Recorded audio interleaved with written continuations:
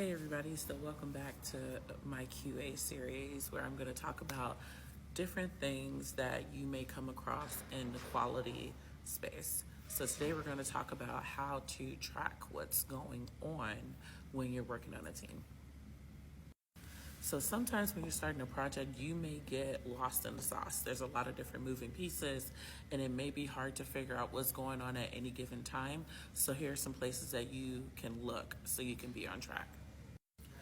So the first place, especially if you are a agile team, and sorry for people who are working under waterfall, I have more experience with agile, so I can only really talk from an agile experience.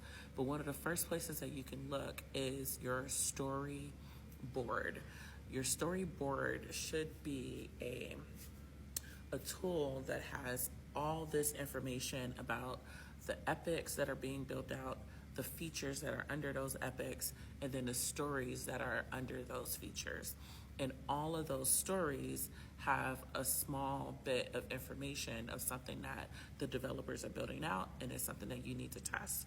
And in your storyboard, you can get a sense of what hasn't been started yet, what is being picked up, what are developers working on, and what's ready to be tested.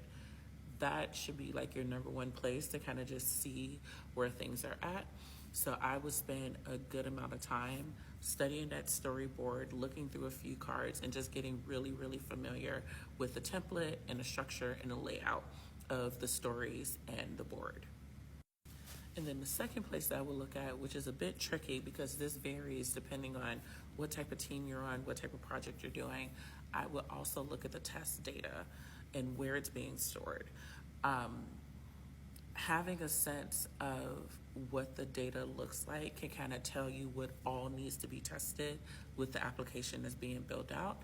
And you can kind of get a sense of what's already been tested before and what's left to be tested. And then it also helps you with your regression plan.